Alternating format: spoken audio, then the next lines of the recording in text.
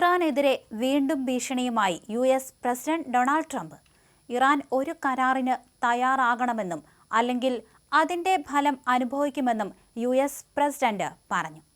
Iran ഉൾപ്പെടെയുള്ള വിവിധ വിഷയങ്ങളിൽ ചൈനീസ് പ്രസിഡന്റ് ഷീ ജിൻപിങ്ങുമായി നടത്തിയ ചർച്ചകൾക്ക് ശേഷം ഇത്തരത്തിൽ വീണ്ടും ഇറാനെ ആക്രമിക്കാൻ ട്രംപ് ഒരുങ്ങുകയാണ്. ആണവായുധം കൈവശം വയ്ക്കാൻ ഇറാനെ അനുവദിക്കില്ല എന്ന കാര്യത്തിൽ ഉറച്ചു നിൽക്കുകയാണ് ഡൊണാൾഡ് ട്രംപ്. ചൈന സന്ദർശനത്തിനു പിന്നാലെ US പ്രസിഡന്റ് ഡൊണാൾഡ് ട്രംപ് ഇറാനെതിരെ ശക്തമായ സൈനിക നീക്കങ്ങളാണ് നടത്തിക്കൊണ്ടിരിക്കുന്നത്. ഇറാൻ മുന്നോട്ട് വെച്ച സമാധാന നിർദ്ദേശങ്ങൾ കഴിഞ്ഞ ദിവസം തള്ളിക്കളഞ്ഞ് ട്രംപ് രംഗത്ത് വന്നിരുന്നു. ഓപ്പറേഷൻ എപ്പിക് ഫ്യൂറി വീണ്ടും ആരംഭിക്കാനുള്ള തയ്യാറെടുപ്പിലാണ് ട്രംപ്. ആണവായുധങ്ങൾ കൈവശം വയ്ക്കുന്നതിൽ നിന്നും ഹോർമൂസ് കടലിടുക്ക് തടയുന്നതിൽ നിന്നും ഇറാനെ പിന്തിരിപ്പിക്കാൻ അമേരിക്കയും ചൈനയും ധാരണയിലെത്തിയതായും സൂചനയുണ്ട്. നയതന്ത്ര സ്തംഭനാവസ്ഥ സൈനിക ശക്തിയിലൂടെ മറികടക്കാനാണ് ട്രംപിന്റെ തീരുമാനം.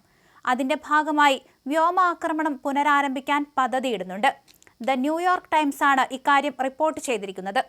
ചൈന സന്ദർശനം കഴിഞ്ഞ് മടങ്ങിയെത്തി തൊട്ടടുത്ത ദിവസമാണ് ട്രംപ് പുതിയ നീക്കങ്ങളെ സംബന്ധിച്ചിട്ടുള്ള ചർച്ചകൾക്കൊക്കെ തുടക്കമിട്ടിരിക്കുന്നത്.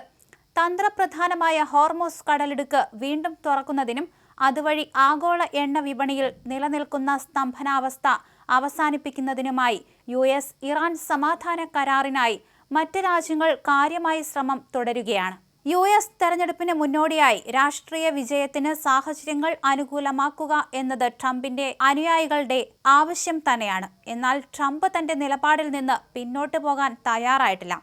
പുതിയ സമാധാന ഉടമ്പടി സംബന്ധിച്ച് ഞാനത് വായിച്ചു നോക്കാം, പക്ഷേ ആദ്യത്തെ വാചകം തന്നെ എനിക്ക് ഇഷ്ടപ്പെടാത്ത തരത്തിലുള്ളതാണെങ്കിൽ ഞാനത് ദൂരെ എറിയും.